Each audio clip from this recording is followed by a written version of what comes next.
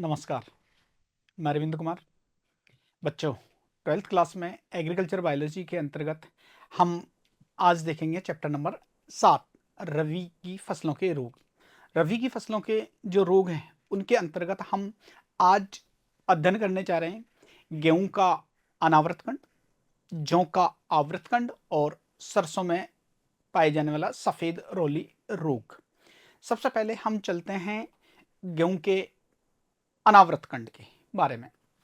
गेहूं का अनावृतखंड या छिद्राखंड, गेहूं की फसल में पाए जाने वाला अनावृतखंड एक महत्वपूर्ण रोग है। यह रोग भारत में स्थानीय भाषा के या स्थानीय रूप से कनियारी, काइमा, कानी, सलत या शिथिल रोग के नाम से भी जाना जाता है।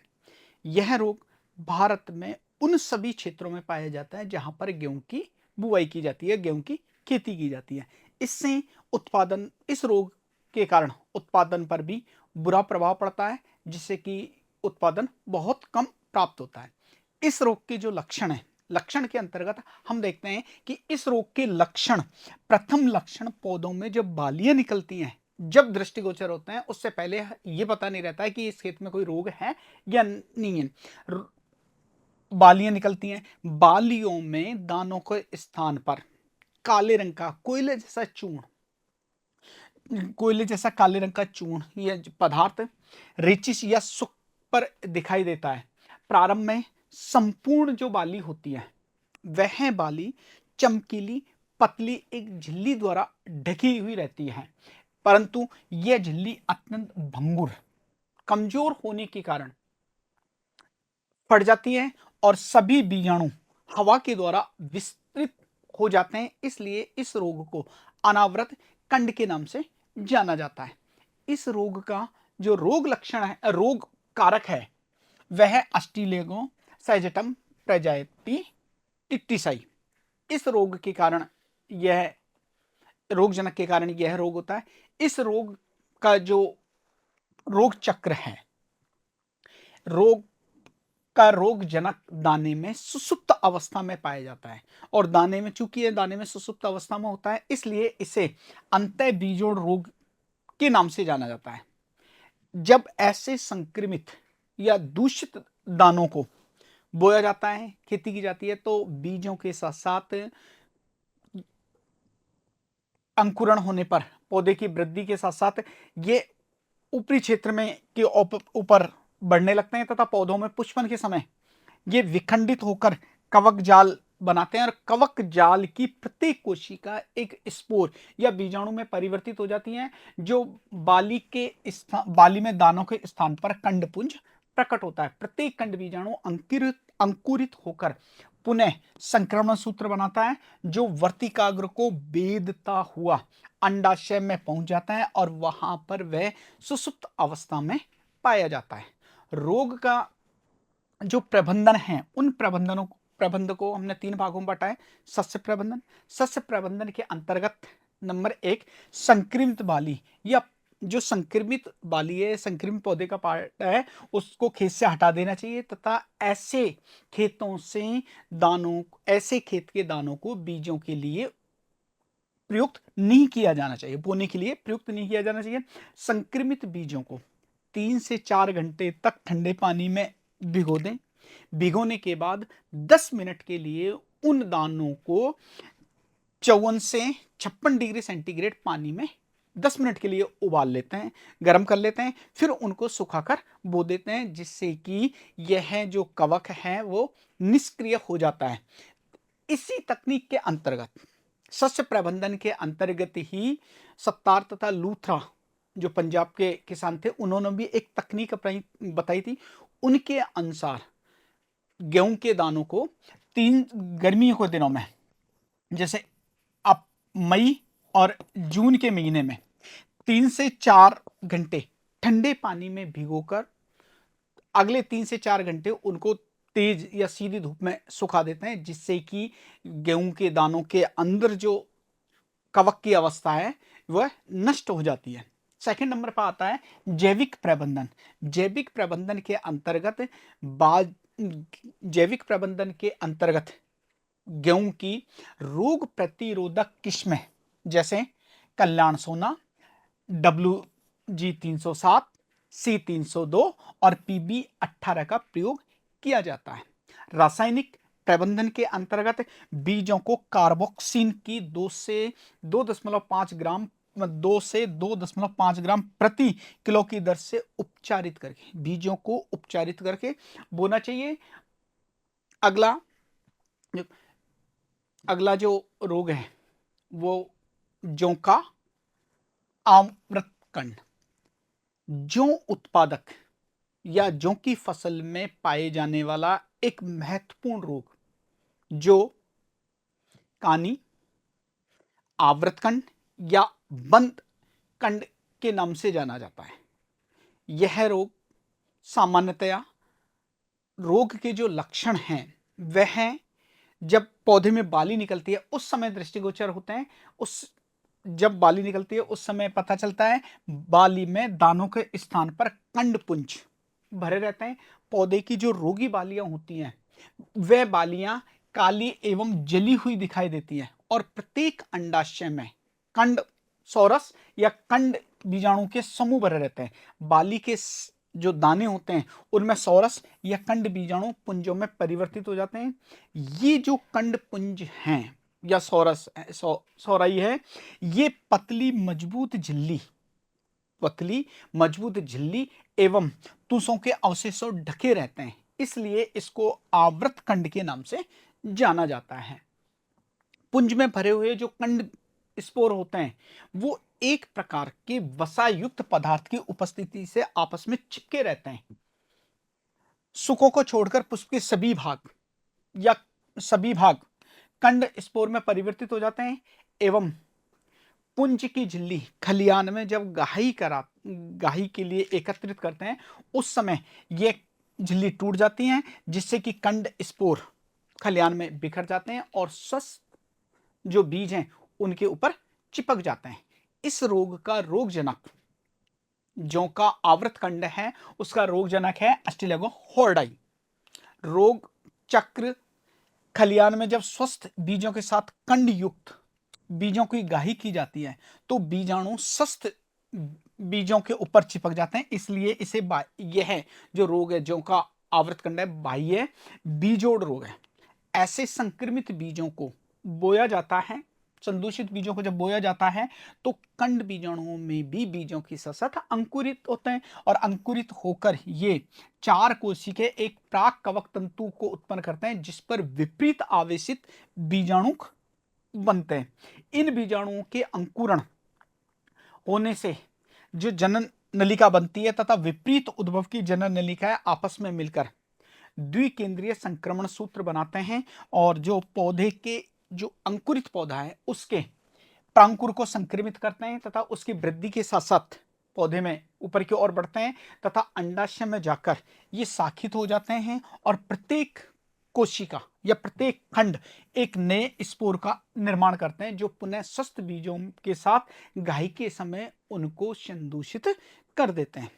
जौ का जो आवृत कंड है इसका प्रबंधन 3 शीर्षकों के अंतर्गत किया जाता है। पहला है शस्य प्रबंधन। शस्य प्रबंधन के अंतर्गत बीजों का चयन ऐसे खेत से किया जाना चाहिए जहां पर रोग नहीं हो, अर्थात रोग नहीं पाया जाता है उस खेत से बीजों का बुआई के लिए चयन किया जाना चाहिए। संक्रमित पौधे की बाली को किसी कागज की थैली से लपेटकर और या लिफाफे से ढक के उखाड़ लेना चाहिए और मिट्टी में दबा के उसको गाड़ देना चाहिए। जैविक प्रबंधन के अंतर्गत जौ की प्रतिरोधी किस्में जैसे C163 असंक्रमणीय है, बीजे 13, 14, 24, 26, 28 और 29, बीजे 309, 1, 4, 4, 1 को उगाया जाना चाहिए। रासायनिक प्रबंधन के अंतर्गत बीजों को सर्वांगी कवकनाशी ऑक्सीकार्बोक्सिन या कार्बोक्सिन की 2 ग्राम प्रति किलोग्राम की दर से बीजों को उपचारित करके बोने से इस रोग का प्रबंधन किया जा सकता है। आगे हम चलते हैं, सरसों का सफेद रोली रोग। सरसों कुल, यह सरसों का सफेद रोली रोग सरसों कुल के सभी पौधों में व्यापक तौर पर पाया जाता है। यह रोग, इस रोग को सर्वप्रथम पश्चिम बंगाल में देखा गया था। यह रोग सरसों के अलावा तोरिया, राई, बंद गोभी, फूल गोभी, सलजम तथा मूली में भी पाया जाता है। इस रोग का रोगजनक जो एल्बुगो कैंडिडा है, रोगजनक का पौधे के ऊपर दो प्रकार से संक्रमण होता है। एक तो स्थानीय संक्रमण, दूसरा दैहिक संक्रमण। स्थानीय इस संक्रमण कहते हैं और दूसरा होता है सर्वांगी दैहिक संक्रमण। अब संक्रमण के हिसाब से रोग, पौधे में रोग के लक्षण प्रकट होते हैं, जिनमें नंबर 1, स्थानीय संक्रमण के दौरान इस प्रकार के संक्रमण में पौधे की पत्तियों पर, तनों, पुष्पवृंतों पर चमकीले सफेद या क्रीमी रंग के उभरे हुए फपोले सदृश स्पॉट बनते हैं। इनका आकार 1 से 2 मिलीमीटर तक होता है। पत्तियों पर पाए जाते हैं ये स्पॉट आपस में मिलकर बड़े होकर इस बड़े स्पॉटों में परिवर्तित हो जाते हैं। प्रारंभिक अवस्था में क्या होता है कि ये पत्ती की निचली सतह पर पाए जाते हैं, लेकिन रोग की उग्र अवस्था में, जब रोग का प्रभाव ज्यादा हो जाता है, तो ये पत्ती की ऊपरी सतह पर भी बनते हैं और बाह्य त्वचा के फट जाने से बीजाणुधानी पुंज सफेद चूर्ण के रूप में दिखाई देते हैं। दूसरा संक्रमण जो सर्वांगी संक्रमण है, सर्वांगी संक्रमण के लक्षण, सर्वांगी दैहिक संक्रमण के लक्षण, पौधे में जो तना होता है वो फूला हुआ नजर आता है, अर्थात पौधे पर सूजन दिखाई देती है, और पुष्प क्रम के जो पुष्पी भाग है वो फूलकर अत्यधिक विकृत हो जाते हैं। पुष्पक्रम अति वृद्धि या कुरूपित होकर महामृग शीर्ष को बना देते हैं और ऐसे पुष्प बंद होते हैं। पुष्पांग, ऐसे जो विकृत पुष्प होते हैं, उन पुष्पों के पुष्पांग फूले हुए मांसल हरे या बैंगनी रंग के होते हैं। इनमें जो दलपुंज होता है वह पंखुड़ियों जैसे, पंखुड़ियां बाह्य दल के समान हरे रंग में और पुंकेसर पत्ती के समान या कभी कभी स्त्री केसर के समान विकृत हो जाते हैं। कभी कभी पुंकेसर फूलकर मुदगर जैसी आकृति में परिवर्तित हो जाते हैं। अंडाशय भी फूलकर मांसल हो जाते हैं। पराग कण और बीजांड के क्षीण या अपक्षय होने से किसी प्रकार के कोई बीजों का निर्माण नहीं होता है। स्वस्थ सुसुप्त कलिकाएं उद्दीप होकर पार्श्व शाखाओं के रूप में विकसित हो जाती हैं, पार्श्व शाखाओं के रूप में विकसित हो जाती हैं, और वर्षा होने पर ऐसे पौधे सड़ जाते हैं। और शुष्क मौसम में वर्षा होने पर तो ये पौधे सड़ जाते हैं, किंतु शुष्क अवस्था में मृग शीर्ष शुष्क खड़े खड़े एवं ऐठन भरे हुए दिखाई देते हैं। यह रोगजनक एल्बुगो कैंडिडा, जो कि एक विकल्पी मृतोपजीवी कवक है, जो सामान्यतया पादप अवशेष या मिट्टी में लैंगिक संरचना है, निषिक्तांड के रूप में जीवित बना रहता है। यह भूमि तथा बीजों के साथ रोगग्रस्त पौधों के भाग पर जीवित बना रहता है, और निषिक्तांड अनुकूल अवस्था आने पर, अगली साल जब फसल बोई जाती है, अनुकूल अवस्था आने पर यह चल बीजाणु बनाकर अंकुरण कर चल बीजाणु के रूप में अंकुरित होकर फसल को संक्रमित करता है। सरसों की जो सफेद रोली रोग है, इस रोली रोग के प्रबंधन को शीर्षक को 3 भागों में बांटा गया है। पहला है शस्य प्रबंधन। शस्य प्रबंधन के अंतर्गत सरसों की फसल की शीघ्र बुआई की जानी चाहिए। दूसरा है रोगग्रस्त पौधे के जो अवशेष हैं उनको नष्ट कर देना चाहिए। स्वस्थ बीजों का बुआई के लिए स्वस्थ बीजों का प्रयोग करना चाहिए और खरपतवारों को नष्ट कर देना चाहिए। 3 से 4 साल का फसल चक्र जिसमें अपर्पोषित फसलों को रखना चाहिए, ताकि जो प्राथमिक निवेश द्रव है, जो निषिक्तांड है, वो निषिक्तांड नष्ट हो जाए, जिससे कि अगली फसल में रोग फैलने की संभावना कम से कम हो। सेकंड आता है जैविक प्रबंधन। जैविक प्रबंधन के अंतर्गत सरसों की सफेद रोली की प्रतिरोधक किस्में जैसे क्रांति, PR15, TM20, RN510, NPJ81, RK01 या 03, MDYR 2029, NPC 15, 9, 22, PBN 2001, 2002, 2004, PBC 9221 और PAB 2001 और 2002 को बुआई के लिए उपयोग किया जाना चाहिए। रासायनिक प्रबंधन के अंतर्गत बीजों को बोने से पूर्व मेटालेक्जिल एप्रोन HD 35 से 6 ग्राम प्रति किलोग्राम बीज या 2.5 ग्राम मैनकोजेब से बीजोपचार करके बोना चाहिए, या फिर बुवाई के 21 दिन बाद मैनकोजेब 2.5 ग्राम प्रति लीटर या मेटालेक्जिल या मैनकोजेब 2 ग्राम प्रति लीटर की दर से पानी में घोलकर छिड़काव करना चाहिए, जिससे कि रोग का प्रकोप कम हो और होने वाले नुकसान से हमको कुछ हद तक राहत मिल सकती है। तो हमने देखा आज गेहूं का अनावृतखंड, जौ का आवृतखंड और सरसों के सफेद रोली रोग में रोग कारक लक्षण और इनका नियंत्रण किस प्रकार किया जाता है। तो ये चीजें हमने अच्छी तरह से पढ़ी,